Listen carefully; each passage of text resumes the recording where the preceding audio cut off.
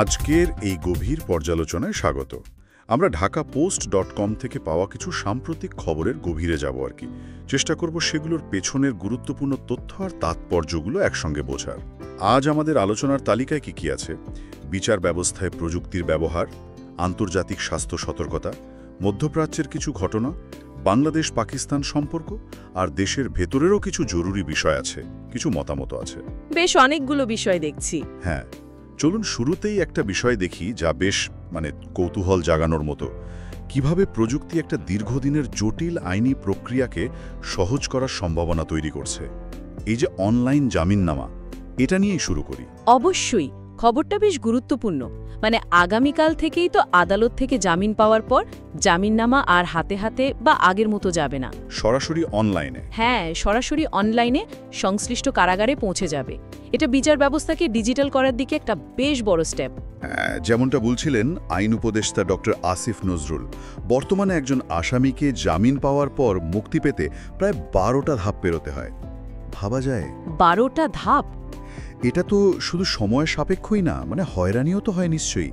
এই নতুন অনলাইন ব্যবস্থা কি আসলে এই জটিলতা কমাতে পারবে? আপনার কি মনে হয়? দেখুন, তত্ত্বগতভাবে অবশ্যই পারবে।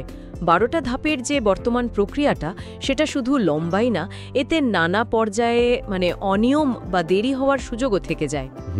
তো এই অনলাইন সিস্টেম চালু হলে জামিনের আদেশ হওয়ার পর কারাগার পর্যন্ত তথ্য পৌঁছানোর সময়টা তো নাটকীয়ভাবে কমে আসার কথা। হ্যাঁ, সেটাই আশা করা যায়। এতে বিচারপ্রার্থী মানুষের ভোগান্তি কমবে, বিচারিক প্রক্রিয়ার গতি বাড়বে আর স্বচ্ছতাও কিছুটা বাড়বে বলে আশা করা যায়। কিন্তু এই সিস্টেমটা বাস্তবে চালু করার ক্ষেত্রে চ্যালেঞ্জগুলো কি হতে পারে? ধরুন, দেশের সব প্রান্তে ইন্টারনেট কানেকশন কি ততটা নির্ভরযোগ্য?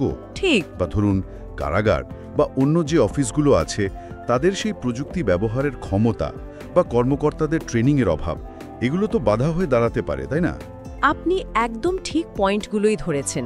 চ্যালেঞ্জ অবশ্যই আছে। অবকাঠামোগত সীমাবদ্ধতা, যেমন ধরুন নিরবচ্ছিন্ন ইন্টারনেট বা প্রয়োজনীয় হার্ডওয়্যার, সফটওয়্যার, এগুলো তো সব জায়গায় সমানভাবে নাও থাকতে পারে। আবার যারাই সিস্টেমটা ব্যবহার করবেন তাদের ঠিকঠাক ট্রেনিং আর নতুন পদ্ধতির সাথে মানিয়ে নেওয়ার মানসিকতাও তো জরুরি।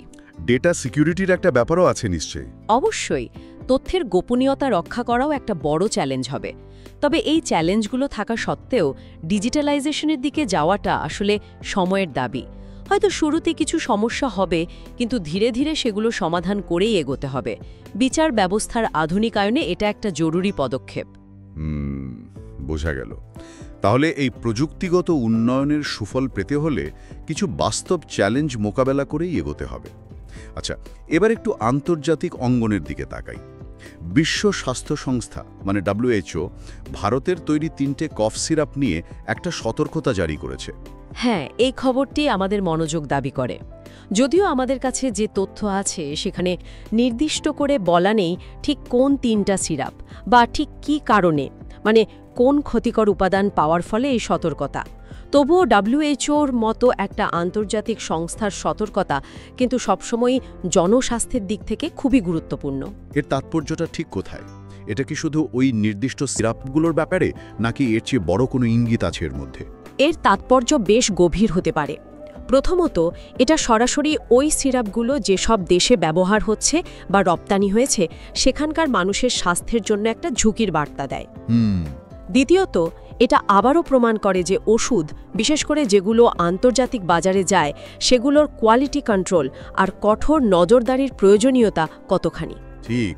তৃতীয়ত, যে দেশ বা কোম্পানির ওষুধ নিয়ে সতর্কতা জারি হয় তাদের জন্য এটা একটা বড় ব্যবসায়িক আর সুনামের সংকটও তৈরি করতে পারে। অনেক সময় দেখা যায় একটা ঘটনা সামনে আসার পর ওই দেশ বা কোম্পানির অন্য প্রোডাক্টের মান নিয়েও প্রশ্ন ওঠে। তার এটা শুধু কয়েকটা পণ্যের বিষয় নয়, বরং আন্তর্জাতিক ওষুধ বাণিজ্য আর তার যে মান নিয়ন্ত্রণের পুরো ব্যবস্থা, সেটার উপরই আলো ফেলে। বেশ। আচ্ছা, আন্তর্জাতিক খবরের আরেকটা দিক দেখি, মধ্যপ্রাচ্য পরিস্থিতি।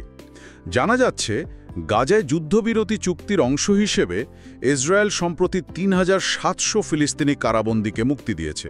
সোমবার এই মুক্তি দেওয়া হয়েছে।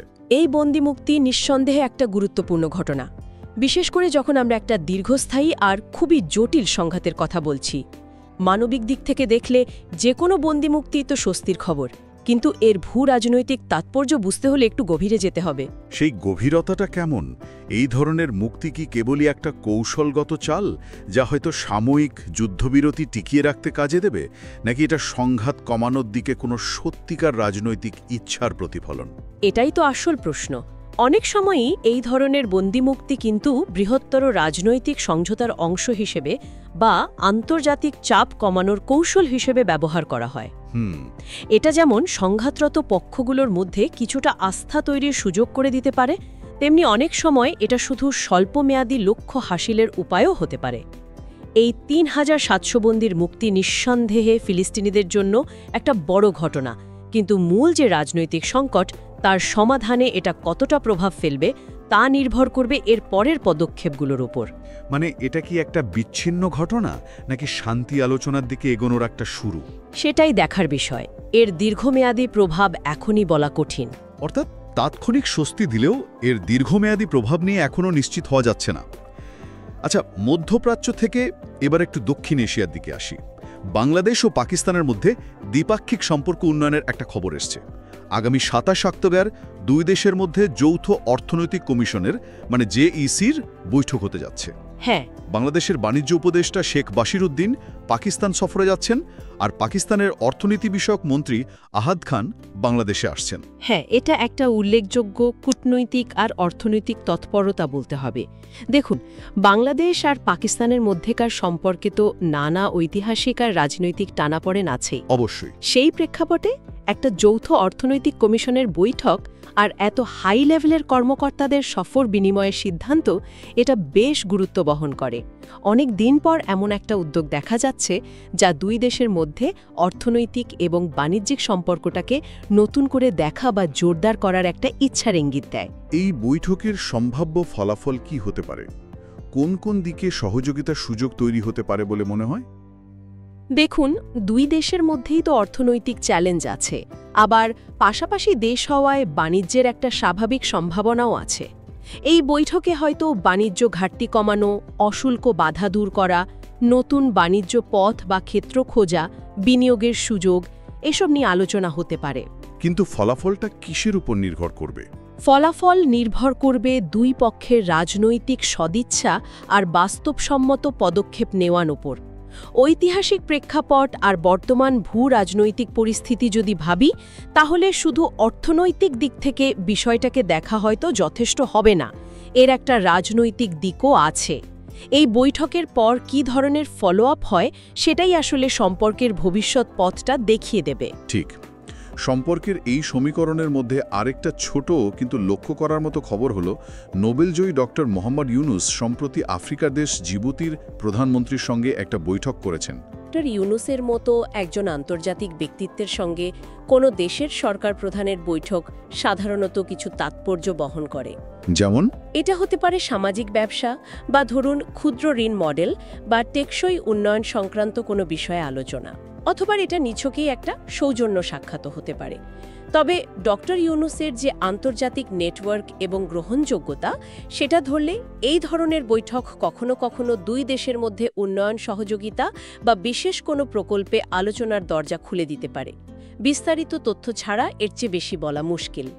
বেশ, আন্তর্জাতিক অঙ্গনের এই নানা ঘটনার পর এবার একটু দেশের ভেতরের দিকে মনোযোগ দিই। ঢাকা পোস্টে প্রকাশিত একটা মতামত কলামে মৌ সাখাওয়াত হোসেন একটা খুব মৌলিক কিন্তু গভীর প্রশ্ন তুলেছেন। আমাদের সমাজে কোন শ্রেণীর মানুষ অপরাধের শিকার বেশি হয়? দেখুন, অপরাধের পরিসংখ্যান বা কারা অ্যারেস্ট হচ্ছে সেই তথ্য আমরা প্রায়ই পাই, কিন্তু কারা আসলে অপরাধের শিকার হচ্ছেন, বিশেষ করে কোন সামাজিক বা অর্থনৈতিক শ্রেণীর মানুষ বেশি ঝুঁকির মধ্যে থাকেন, সেই বিশ্লেষণটা তুলনামূলকভাবে কম হয়। এ প্রশ্নটা আমাদের সমাজের অসাম্য, ক্ষমতার বিন্যাস আর বিভিন্ন শ্রেণীর মানুষের নিরাপত্তা ও সুরক্ষার যে বাস্তব চিত্রটা সেটা বুঝতে সাহায্য করে। এই প্রশ্নটা কেন গুরুত্বপূর্ণ?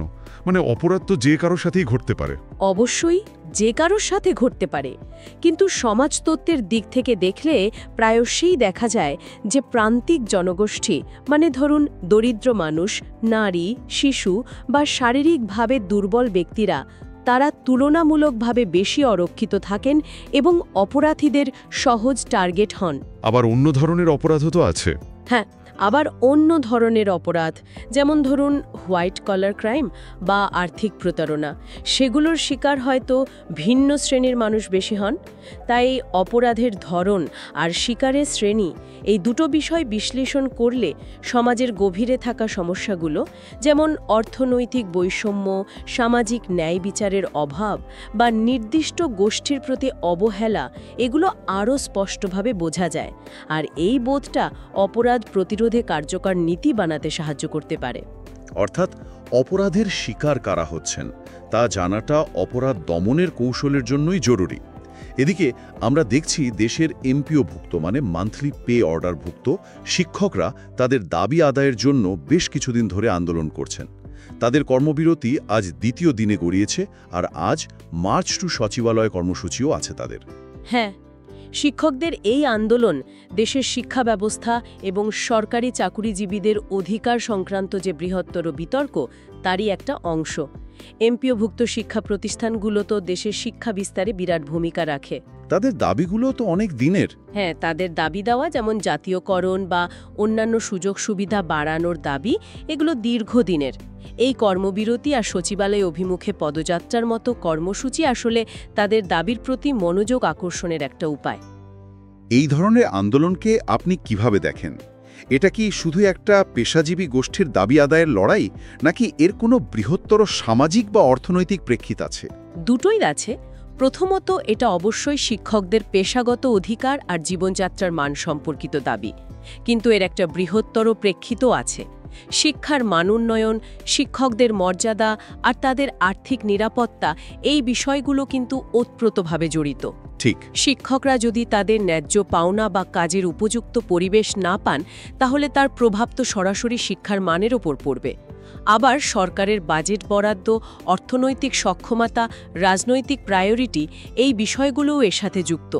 তাই এই আন্দোলনকে শুধু বিচ্ছিন্নভাবে দেখলে চলবে না, বরং দেশের সামগ্রিক শিক্ষা ব্যবস্থা আর সরকারি নীতির কাঠামোর মধ্যে রেখে বুঝতে হবে। দেশের ভেতরের আরেকটি খবর কিছুটা উদ্বেগজনক মনে হচ্ছে। ঢাকার মার্কিন দূতাবাসে হঠাৎ করেই নজিরবিহীন নিরাপত্তা ব্যবস্থা লক্ষ্য করা গেছে। সেখানে সোয়াট মানে পুলিশের স্পেশাল টিম আর বোম ডিসপোজাল ইউনিট মোতায়েন করা হয়েছে। কোনো সুস্পষ্ট কারণ উল্লেখ না থাকা অবস্থায় একটা গুরুত্বপূর্ণ বিদেশি দূতাবাসে, বিশেষ করে আমেরিকার মতো দেশের দূতাবাসে এমন হাই লেভেল নিরাপত্তা জোরদার করা হলে তা স্বাভাবিকভাবেই নানা প্রশ্নের জন্ম দেয়। সাধারণত সুনির্দিষ্ট কোনো হুমকি বা নিরাপত্তা সংক্রান্ত ইন্টেলিজেন্স পেলে এই ধরনের ব্যবস্থা নেওয়া হয়। এর সম্ভাব্য কারণ কি হতে পারে? এটা কি কোনো আন্তর্জাতিক ঘটনার রিয়াকশন, নাকি স্থানীয় কোনো পরিস্থিতি? দেখুন, দুটোই হতে পারে। বিশ্বজুড়ে মার্কিন স্থাপনাগুলো প্রায় নিরাপত্তা ঝুঁকির মধ্যে থাকে। কোনো বৈশ্বিক বা আঞ্চলিক ঘটনার পরিপ্রেক্ষিতে হয়তো কোনো হুমকি তৈরি হয়েছে, অথবা দেশের ভেতরের কোনো পরিস্থিতি বা কোনো গোষ্ঠীর তৎপরতা থেকেও এই উদ্বেগের সৃষ্টি হতে পারে। যেহেতু কোনো অফিসিয়াল ব্যাখ্যা দেয়া হয়নি, তাই নির্দিষ্ট করে বলা মুশকিল। কিন্তু এর একটা প্রভাব থাকতে পারে। অবশ্যই। এই ঘটনাটি দেশের সার্বিক নিরাপত্তা পরিস্থিতি এবং আন্তর্জাতিক সম্পর্কের উপর প্রভাব ফেলতে পারে, বিশেষ করে যদি এর পেছনে গুরুতর কোনো কারণ থাকে। এটা নিবিড়ভাবে পর্যবেক্ষণের বিষয়। নিরাপত্তার এই উদ্বেগের পাশাপাশি দেশের দীর্ঘমেয়াদী একটা গুরুত্বপূর্ণ খাত নিয়েও প্রশ্ন উঠেছে। একটা খবরে বলা হচ্ছে, প্রায় 1 দশক বা তারও বেশি সময় ধরে আমাদের নিজেদের সমুদ্রসীমায় গ্যাস উত্তোলনে এক ধরনের স্থবিরতা চলছে। প্রশ্ন তোলা হয়েছে, সাগরের এই বিপুল সম্ভাবনাময় গ্যাস সম্পদ কেন অধরা রয়ে যাচ্ছে? এটি একটি অত্যন্ত জরুরি এবং একই সাথে বেশ হতাশাজনক প্রশ্ন। বাংলাদেশের জ্বালানি নিরাপত্তা তো প্রায় পুরোটাই আমদানির ওপর নির্ভরশীল, বিশেষ করে এলএনজির ওপর। অথচ আমাদের নিজেদের সমুদ্রেই গ্যাস পাওয়ার কথা শোনা যায়। হ্যাঁ, আমাদের সমুদ্রসীমায় উল্লেখযোগ্য পরিমাণ গ্যাস মজুদের সম্ভাবনা নিয়ে বহু বছর ধরেই কথা হচ্ছে। এই সম্ভাবনাকে বাস্তবে রূপ দিতে না পারাটা দেশের অর্থনীতির জন্য একটা বিরাট চ্যালেঞ্জ। এই স্থবিরতার মূল কারণগুলো কি হতে পারে বলে আপনার মনে হয়? এটা কি টেকনোলজির অভাব, নাকি বিনিয়োগের অনিশ্চয়তা, নাকি এর পিছনে আরও জটিল কোনো ভূরাজনৈতিক বা নীতিগত কারণ আছে? আসলে কারণগুলো সম্ভবত বহুমাত্রিক। প্রথমত, গভীর সমুদ্রে গ্যাস খোঁজা আর তোলার জন্য যে অত্যাধুনিক আর ব্যয়বহুল প্রযুক্তি দরকার, সেটার অভাব বা সহজলভ্য না হওয়া একটা বড় কারণ হতে পারে। হুম। দ্বিতীয়ত, আন্তর্জাতিক তেল গ্যাস কোম্পানিগুলোর বিনিয়োগ টানার জন্য যে ধরনের পলিসি স্টেবিলিটি, স্বচ্ছতা আর আর্থিক ইনসেন্টিভ দরকার, সেখানে হয়তো ঘাটতি আছে। আর প্রতিবেশীদের সাথে সমুদ্র সীমা নিয়েও তো সমস্যা ছিল আগে। হ্যাঁ, সমুদ্র সীমা নিয়ে প্রতিবেশী দেশগুলোর সাথে আগে যে বিরোধ ছিল তার অবসান হলেও সামগ্রিক ভূরাজনৈতিক প্রেক্ষাপটও হয়তো বিনিয়োগকারীদের জন্য পুরোপুরি অনুকূল নয়। আবার সরকারের দিক থেকে দীর্ঘমেয়াদী পরিকল্পনার অভাব বা সিদ্ধান্তহীনতাও একটা কারণ হতে পারে। এই সবগুলো ফ্যাক্টর মিলেই হয়তো এই দীর্ঘ স্থবিরতা তৈরি হয়েছে। এর থেকে বেরিয়ে আসতে না পারলে আমাদের জ্বালানি নিরাপত্তা আর অর্থনৈতিক গ্রোথ মারাত্মকভাবে ব্যাহত হবে। জ্বালানি খাতের এই বিশাল জাতীয় ইস্যুর পাশেই দেখুন সমাজের একেবারে তৃণমূল পর্যায়ের একটা মর্মান্তিক চিত্র। ঢাকার জুরাইনে পাওনা মাত্র ৬,০০০ টাকা চাইতে গিয়ে একজন সাধারণ ইঞ্জিন মিস্ত্রিকে ছুরিঘাতে হত্যা করা হয়েছে। অবিশ্বাস্য! মাত্র ৬,০০০ টাকার জন্য একজন মানুষের জীবন কেড়ে নেওয়া। এই ঘটনাটি বিচ্ছিন্নভাবে দেখলে একটা সাধারণ অপরাধ মনে হতে পারে, কিন্তু একটু তলিয়ে ভাবলে এর পেছনে গভীরতর সামাজিক সংকট দেখতে পাওয়া যায়। কী ধরনের সংকট? প্রথমত, চরম অর্থনৈতিক চাপ আর হতাশা মানুষকে কতটা সহিংস করে তুলতে পারে এটা তার একটা উদাহরণ হতে পারে, যদিও কোনোভাবেই এই হত্যাকাণ্ডকে জাস্টিফাই করা যায় না। দ্বিতীয়ত, সমাজে অসহিষ্ণুতা আর পারস্পরিক শ্রদ্ধাবোধের অভাব কতটা প্রকট আকার ধারণ করেছে সেটাও বোঝা যায়। মানে ছোটখাটো ঝামেলায় এমন চরম সহিংসতা? হ্যাঁ, ছোটখাটো বিরোধ বা পাওনা আদায়ের জন্য আলোচনার বদলে একেবারে সহিংস পথ বেছে নেওয়াটা একটা ভয়ঙ্কর প্রবণতা। তৃতীয়ত, আইনের শাসন আর বিচার ব্যবস্থার প্রতি মানুষের আস্থার অভাবও হয়তো এর পেছনে কাজ করে। মানুষ যদি মনে করে যে আইনগত পথে প্রতিকার পাওয়া কঠিন বা সময় সাপেক্ষ, তাহলে তারা অনেক সময় নিজেরাই বিচার করতে লেগে যায়, যার ফল হয় এমন মর্মান্তিক। এটা আমাদের সামাজিক অবক্ষয়ের একটা বেদনাদায়ক সূচক। সত্যিই ভাবনার বিষয়।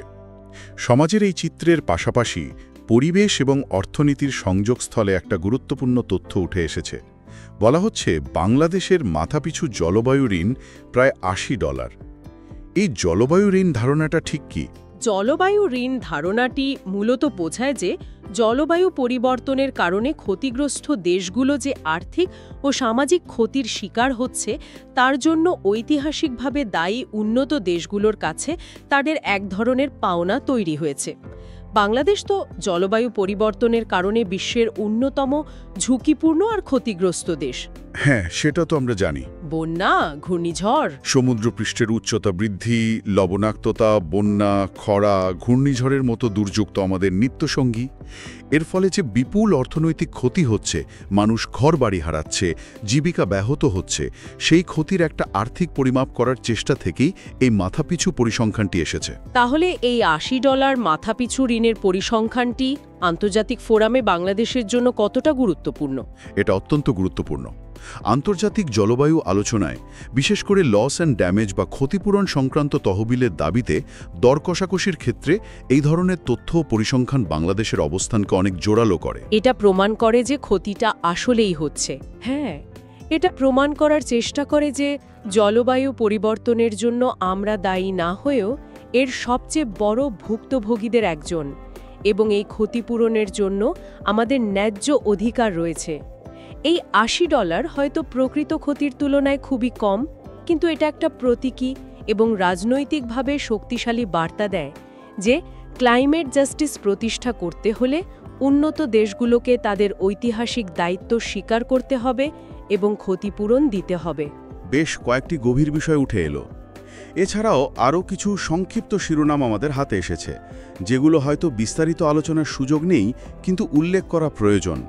যেমন, অতীতের কোনো একটা নির্বাচনকে জালিয়াতিপূর্ণ ও প্রহসনমূলক বলে একটি মন্তব্য করা হয়েছে। আবার রাজনৈতিক দলগুলো কোনো একটি বিষয়ে তাদের চূড়ান্ত ভাষ্য তৈরি করে স্বাক্ষর শেষে তা জমা দেওয়ার প্রক্রিয়ায় আছে বলেও খবর রয়েছে। এবং সব শেষে একটি ধর্ষণের মতো গুরুতর অপরাধের ঘটনায় অভিযুক্ত ব্যক্তি নাকি বিষয়টিকে তুচ্ছ বলে মন্তব্য করেছেন, এমন একটা অভিযোগের খবরও এসেছে। এই বিষয়গুলো, বিশেষ করে শেষেরটি, খুবই সংবেদনশীল এবং আমরা এগুলো শুধুমাত্র তথ্যের সূত্র অনুযায়ী উল্লেখ করছি। হ্যাঁ, এই সংক্ষিপ্ত খবরগুলো দেশের চলমান রাজনৈতিক ও সামাজিক পরিস্থিতির বিভিন্ন দিকের প্রতিচ্ছবি। নির্বাচন নিয়ে বিতর্ক বা রাজনৈতিক দলগুলোর বিভিন্ন প্রক্রিয়া দেশের গণতান্ত্রিক পরিবেশ ও রাজনৈতিক সংস্কৃতির অংশ। আর ধর্ষণের মতো অপরাধ নিয়ে অভিযুক্তের এমন মানসিকতা, যদি অভিযোগ সত্যি হয়, তা সমাজের গভীরে থাকা পিতৃতান্ত্রিক দৃষ্টিভঙ্গি এবং নারীর প্রতি সহিংসতার প্রতি যে সামাজিক সহনশীলতা, তার এক ভয়ঙ্কর দিক উন্মোচন করে। এই প্রতিটি বিষয়ই আসলে আরও বিস্তৃত ও সতর্ক আলোচনার দাবি রাখে। তাহলে আজকের এই পর্যালোচনায় আমরা দেখলাম বিচার ব্যবস্থায় প্রযুক্তি আনার প্রচেষ্টা আর তার চ্যালেঞ্জ থেকে শুরু করে আন্তর্জাতিক স্বাস্থ্য সতর্কতা, মধ্যপ্রাচ্যের জটিল ভূরাজনীতি, বাংলাদেশ-পাকিস্তানের সম্পর্কের সম্ভাবনা, দেশের ভেতরের নানা সংকট ও দাবি দেওয়া, যেমন ধরুন জ্বালানি নিরাপত্তা, শিক্ষকদের আন্দোলন, অপরাধের ধরন আর তার সামাজিক কারণ, এবং জলবায়ু পরিবর্তনের মতো গ্লোবাল ইস্যুর লোকাল অর্থনৈতিক প্রভাব পর্যন্ত অনেকগুলো গুরুত্বপূর্ণ এবং একটার সাথে আরেকটা জড়িত এমন বিষয় উঠে এসেছে। এই সব ভিন্ন ভিন্ন খবরকে যখন আমরা পাশাপাশি রাখি, তখন একটা বিষয় খুব স্পষ্ট হয়ে ওঠে। আমাদের চারপাশের পৃথিবীটা আসলেই কতটা জটিল এবং সবকিছুই যেন কোনো না কোনোভাবে একে অপরের সাথে যুক্ত। একটা স্থানীয় ঘটনা, যেমন ধরুন জুরাইনের ওই হত্যাকাণ্ড, তার পেছনে যেমন সামাজিক বা অর্থনৈতিক কারণ থাকতে পারে, তেমনি জ্বালানি নিরাপত্তার মতো একটা জাতীয় ইস্যুর সাথে আন্তর্জাতিক বাজার আর ভূরাজনীতি ওতপ্রোতভাবে জড়িত। ঠিক।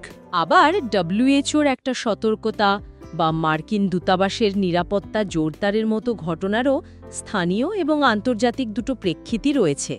একদম ঠিক বলেছেন। এই সংযোগগুলো বুঝতে পারাটাই জরুরি। আজকের আলোচনা থেকে একটা ভাবনা হয়তো আমাদের সঙ্গে থেকে যাবে। আমরা যে খবরগুলোকে প্রায়শই বিচ্ছিন্ন ঘটনা হিসেবে দেখি, যেমন ধরুন ওই ইঞ্জিন মিস্ত্রির হত্যাকাণ্ড, এমপিওভুক্ত শিক্ষকদের দিনের পর দিন ধরে চলা কর্মবিরতি, অথবা 1 দশক ধরে সাগরে গ্যাস উত্তোলনে দৃশ্যমান কোনো অগ্রগতি না হওয়া, এগুলোর গভীরে কি কোনো সাধারণ সূত্র লুকিয়ে আছে? এটা একটা ভালো প্রশ্ন। হতে পারে এগুলো একই বৃহত্তর অর্থনৈতিক চাপ, সামাজিক বৈষম্য, নীতিগত দুর্বলতা বা হয়তো সুশাসনের অভাবেরই ভিন্ন ভিন্ন প্রকাশ। এই বিচ্ছিন্নতার মাঝে সংযোগ খোঁজার চেষ্টা করাটা হয়তো আমাদের চারপাশের পরিস্থিতিকে আরও ভালোভাবে বুঝতে সাহায্য করবে।